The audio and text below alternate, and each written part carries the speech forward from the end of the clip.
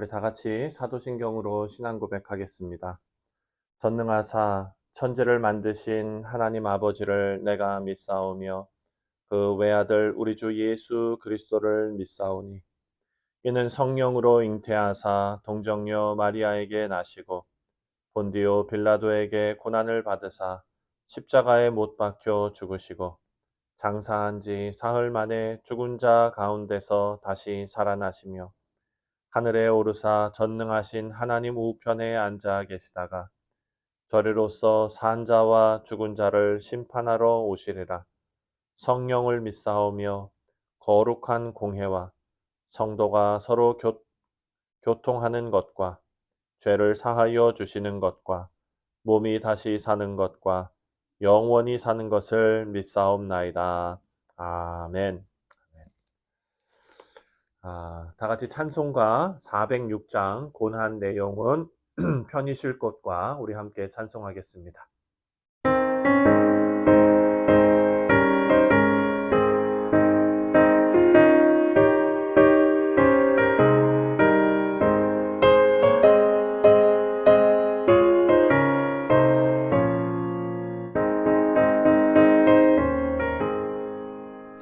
고난 내 영혼 편히 쉴 곳과 풍랑이 이뤄도 완전한 보고 폭풍까지도 다스리시는 주의 영원한 팔을 지혜 주의 영원하신 발 함께 하사 항상 나를 붙드시니 어느 곳에 가든지 요동하지 않음은 주의 팔을 의지함이라.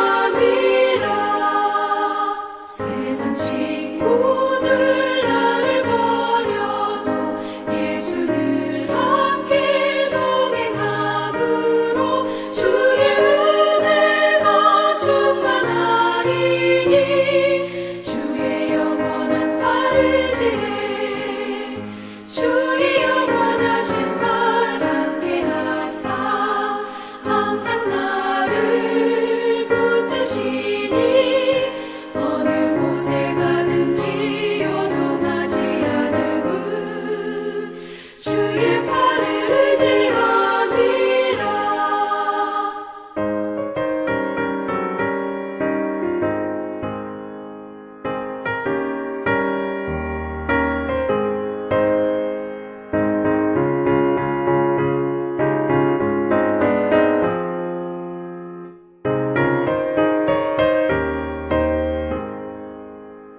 나의 믿음이 연약해져도 미리 예비한 힘을 주시며 위태할 때도 안보하시는 주의 영원한 팔을 지혜 주의 영원하신 발 함께 하사 항상 나를 붙드시니 어느 곳에 가든지 요동하지 않음은 주의 팔을 의지함이라. 능지 못한 것 주께 없으니 나의 일생을 주께 맡기며 나의 모든 짐 대신 지시는 주의 영원한 팔을 지혜 주의 영원하신 발 함께 하사 항상 나를 붙드시니 어느 곳에 가든지 요동하지 않음은 주의 팔을 의지함이라.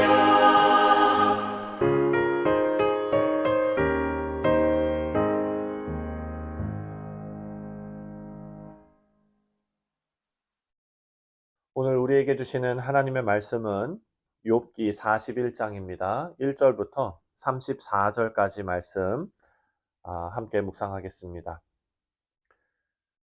내가 낚시로 리워 야단을 끌어낼 수 있겠느냐? 노끈으로 그 혀를 맬 수 있겠느냐? 너는 밧줄로 그 코를 깰 수 있겠느냐? 갈고리로 그 아가미를 깰 수 있겠느냐? 그것이 어찌 내게 계속하여 간청하겠느냐? 부드럽게 내게 말하겠느냐? 어찌 그것이 너와 계약을 맺고 너는 그를 영원히 종으로 삼겠느냐? 내가 어찌 그것을 새를 가지고 놀듯 하겠으며 내 여종들을 위하여 그것을 메어두겠느냐? 어찌 장사꾼들이 그것을 놓고 거래하겠으며 상인들이 그것을 나누어 가지겠느냐?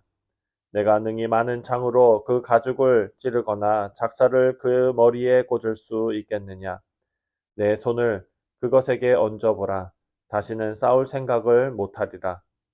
참으로 잡으려는 그의 희망은 헛된 것이니라. 그것의 모습을 보기만 해도 그는 기가 꺾이리라. 아무도 그것을 격동시킬 만큼 담대하지 못하거늘 누가 내게 감히 대항할 수 있겠느냐? 누가 먼저 내게 주고 나로 하여금 갚게 하겠느냐? 온 천하에 있는 것이 다 내 것이니라. 내가 그것의 지혜와 그것의 큰 용맹과 늠름한 체구에 대하여 잠잠하지 아니하리라. 누가 그것의 겉가죽을 벗기겠으며 그것에게 겹체가를 물릴 수 있겠느냐? 누가 그것의 턱을 벌릴 수 있겠느냐? 그의 둥근 이틀을 심히 두렵구나. 그 질비한 비늘은 그의 자랑이로구나. 튼튼하게 봉인하듯 닫혀 있구나. 그것들이 서로 달라붙어 있어 바람이 그 사이로 지나가지 못하는구나. 서로 이어져 붙었으니 능히 나눌 수도 없구나.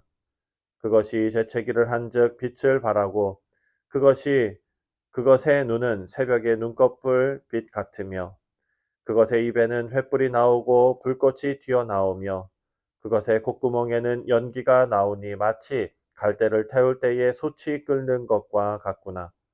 그의 입김은 숯불을 지피며 그의 입은 불길을 뿜는구나. 그것의 힘은 그 목덜미에 있으니 그 앞에는 절망만 감돌 뿐이구나. 그것의 살 껍질을 서로 밀착되어 탄탄하여 움직이지 않는구나. 그것의 가슴은 돌처럼 든든하며 맷돌 아래짝 같이 든든하구나. 그것이 일어나면 용사라도 두려워하며 달아나리라. 칼이 그에게 꽂혀도 소용이 없고 창이나 투창이나 화살촉도 꽂히지 못하는구나. 그것이 쇠를 지푸라기 같이 놋을 썩은 나무같이 여기니 화살이라도 그것을 물리치지 못하겠고 물맷돌도 그것에게는 겨같이 되는구나.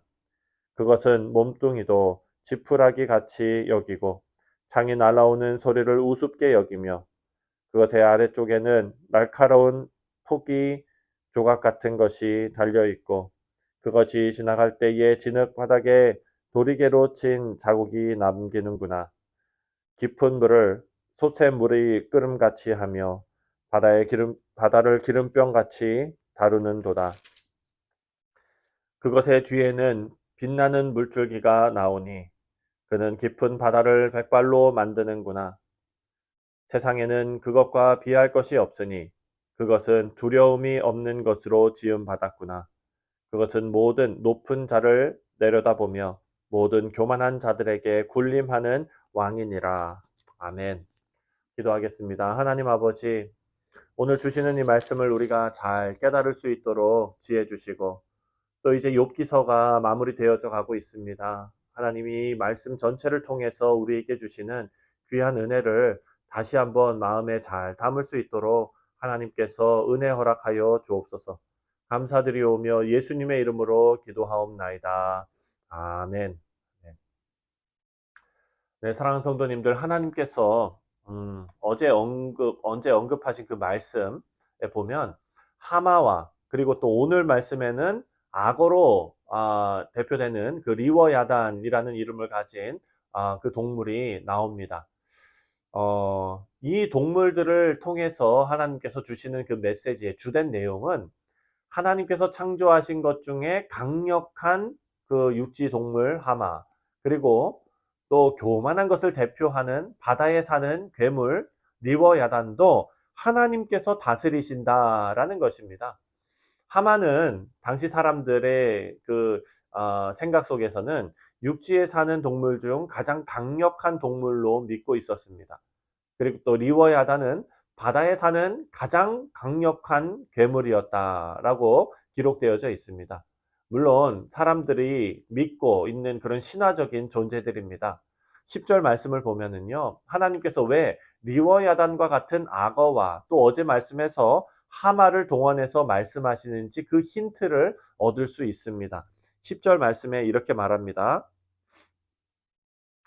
아무도 그것을 격동시킬 만큼 대답하지 못하거늘 누가 내게 감히 대항할 수 있겠느냐. 아멘. 여러분, 악어는 강력합니다. 13절부터 33절까지 리워야단으로 표현되는 이 악어가 얼마나 강한지에 대해서 하나님께서 쭉 말씀하십니다. 악어 가죽이 튼튼하고, 그리고 또 악어의 이가 얼마나 튼튼한지 무쇠도 자를 수 있고, 또 견고한 비늘을 가지고 있고, 그 콧구멍에서는 연기가 나고, 그 가슴은 돌과 같고 그렇게 단단하고, 또 이 리워야단은 칼로 치려고 해도 소용이 없고 창이나 작살도 소용이 없다라고 표현하고 있습니다. 이렇게 리워야단의 강함을 길게 언급하는 이유는 이것 앞에서 인간이 얼마나 연약한지를 깨닫게 하시기 위함입니다. 지금 와서 생각해 보면 욥이 사실 얼마나 교만했습니까? 23장에서 욥은 친구들에게 이제 자신은 친구들과 변론하는 것이 아니라 하나님과 직접 변론하겠다라고 선언했습니다. 하나님께 이 문제를 가지고 나가서 따져보겠다는 교만한 마음입니다. 물론 억울한 마음에서 시작한 것이지만 욥의 행동은 옳은 행동이 아닙니다. 그래서 이 10절 말씀에 나오는 대로 아무도 그것을 격동시킬 만큼 담대하지 못하거늘 누가 내게 감히 대항할 수 있겠느냐. 아무도 육지의 하마와 물속의 리워야단을 격동시킬 만큼 담대한 사람이 없는데 이것을 다스리는 분이 하나님이신데 누가 감히 하나님께 대항할 수 있겠느냐라고 물으시는 겁니다. 당연한 말씀이지만 이 말씀을 직접 하나님께 들었다면 아마도 우리는 많이 위축될 것입니다. 하나님은 다가가기 어려운 분으로 그렇게 여기게 될 것입니다. 그런데 그 바로 다음에 나오는 11절 말씀을 보면 하나님과 우리의 관계를 어떻게 정의하고 계시는지를 우리가 알 수 있습니다. 11절 말씀을 보면 누가 먼저 내게 주고 나로 하여금 갚게 하겠느냐. 온 천하에 있는 것이 다 내 것이니라. 이렇게 말씀하십니다. 온 천하에 있는 것이 다 하나님의 것이니라 라고 선포하시는 말씀 속에 담겨져 있는 하나님과 우리의 관계가 표현되어지고 있습니다. 21절 초반에 보니까 누가 먼저 내게 주고 나로 하여금 갚게 하겠느냐라고 말씀하십니다. 여러분, 이 말씀을 우리가 잘 생각해야 합니다. 누가 먼저 하나님께 드리고 또 그것으로 인해서 하나님께서 갚게 하겠느냐라는 말씀입니다. 이것은요, 여러분, 신학적으로 아주 중요합니다. 우리가 우리의 열심과 우리의 의와 그리고 우리의 노력을 하나님께 드려서 그 결과로 하나님께서 우리에게 갚으시는 관계가 아니라는 것을 말씀 속에서 우리가 발견할 수 있습니다. 우리 중에 그 누구도 하나님께 먼저 드려서 하나님을 기쁘시게 한 사람이 없습니다. 예수님 앞에 정말 아름다운 신앙 고백을 했던 베드로가 있지요. 예수님께서 물으십니다. 사람들이 나를 누구냐 하느냐? 선생님이라고 합니다. 예언자라고도 합니다. 그렇다면 예수님께서 물으십니다. 너희는 내가 누구냐? 너희는 내가 누구라고 생각하느냐? 그때 베드로가 이렇게 대답하지 않았습니까? 주는 그리스도시요 살아계신 하나님의 아들이십니다. 이렇게 고백했던 베드로의 신앙 고백, 너무나 귀한 신앙 고백인데 예수님의 말씀에 따르면 이 베드로의 신앙 고백도 베드로 스스로 고백할 수 없었다는 것입니다. 예수님께서 뭐라고 말씀하셨냐면 이것을 내가 알게 하시니가 바로 하나님 아버지시다라고 말씀하셨습니다. 그래서 우리는요, 욥과 하나님의 관계를 통해서 반드시 알아야 할 것이 있습니다. 우리를 포함한 하나님과의 관계 속에 있는 모든 것은 주고받는 협력 관계가 아니라 우리가 하나님 앞에 어느 정도 드리고 하나님께서 그것을 통해서 그것을 판단하시고 평가하셔서 우리에게 어느 정도 주시고 이런 쌍방의 관계가 아니라는 것입니다. 하나님께서 일방적으로 우리를 사랑하신 결과로 주어진 은혜의 관계라는 것을 우리는 늘 생각해야 합니다. 그렇기 때문에 우리는 이런 하나님과의 관계에 대한 깊은 이해가 있어야 합니다. 오늘 본문 말씀에 리워야다는 강하고 또 교만합니다. 그런데 하나님께서는요, 이렇게 인간에게 악을 끼치는 짐승을 없애지 않으시고 오히려 그 짐승을 묘사하실 때 자랑스러워 하시고 강력한 짐승으로 표현하시는 것 같이 느껴집니다. 여러분, 이런 사실에서 우리가 알 수 있는 거는요, 우리가 신앙생활하는 그 모든 이런 환경에서 악의 존재가 완전하게 사라지는 것이 완벽한 환경이 아니라는 것을 깨닫게 됩니다. 우리가 살아가는 인생에서 악하고 쓸데없어 보이는 존재를 하나님께서 다 없애주지 않으신다는 것입니다. 여러분, 극단적인 예로 여름철에 우리가 제일 싫어하는 것이 어찌 보면 모기일 것입니다. 정말 아무리 생각해도 이 모기는 정말 쓸데없는 존재인 것 같습니다. 꿀벌 같은 경우는 우리가 이렇게 쏘이면 아프고 뭐 그렇긴 하지만 이 꿀벌이 수분을 하기 때문에 이 꿀벌은 없으면 안 되는 아주 좋은 그런 곤충이죠. 그걸 익충이라고 하죠. 그런데 모기 같은 경우는 아무 쓸데없는 해충입니다. 그런데 여러분, 하나님께서 이 모기를 그냥 다 없애지 않으시는 것이 이상하다고 생각되지요. 우리 피부에 와닿는 이런 현실의 문제뿐만 아니라 여러 가지 사회적인 악, 그리고 부조리, 뭐 이런 모든 것들이 이렇게 가시가 있는 현실 상황이 우리가 신앙 안에서 어떤 마음으로 살아가야 할지를 깨닫게 해준다는 것입니다. 우리에게 평화는요, 악인이 모두 심판받아서 없어진 상태가 아닙니다. 우리에게 있어서 완벽한 현실은 모기가 더 이상 우리를 괴롭히지 않는 상태가 아니라는 것입니다. 우리에게 있어서 완전함이란 완전한 환경, 그것은 바로 하나님과의 동행입니다. 하나님과의 동행이 있으면 어지러운 문제도 문제가 될 수 없고 또 오히려 나에게 유익한 일이 될 것입니다. 많은 사람들이 운동을 하기 위해서 짐을 가지요. 그 짐에 가면은요, 여러 가지 무거운 쇳덩어리들이 있습니다. 그 무게를 나를 짓누르는 무게로만 보면 정말 쓸데없는 쇳덩어리들일 것입니다. 하지만 그것이 나를 단련시키고 건강하게 하는 운동의 관점에서 그 쇳덩어리들을 본다면 그것은 나에게 유익한 것이죠. 우리가 먼저 우리가 만나는 여러 가지 문제들을 한번 생각해 보아야 합니다. 잠언 14장 4절 말씀은 정말 유명한 말씀이지요. 소가 없으면 구유는 깨끗하지만 소의 힘으로 얻는 것이 많다라는 말씀입니다. 맞습니다, 여러분.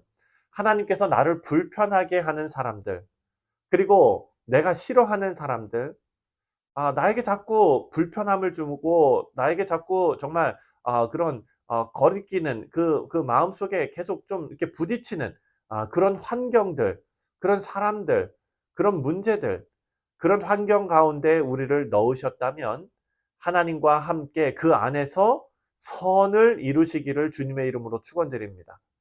그 상황을 빠져나오고 그 상황을 모면하는 것이 그 목적이 아니라 하나님과 함께 그 안에서 선을 이루는 것입니다. 그래서 하나님과 함께 아름다운 성장의 역사를 쓰시는 우리 모두가 되기를 바랍니다.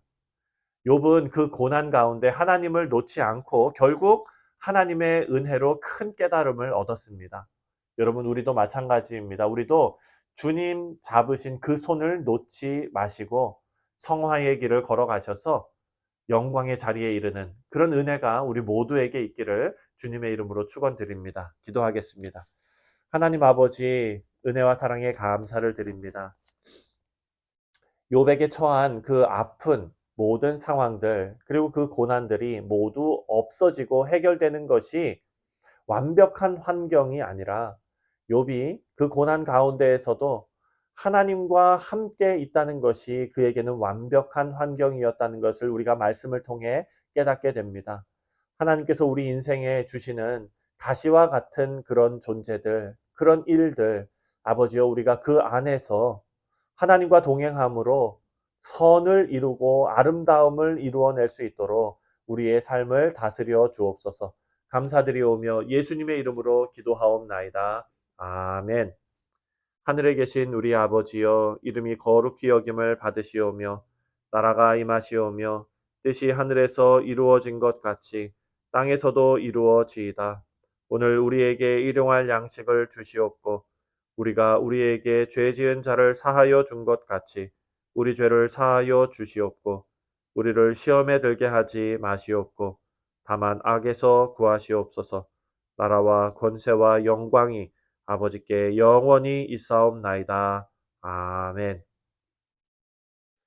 네, 사랑하는 성도님들, 오늘 화요일은 우리가 선교를 위해서 기도하는 날입니다.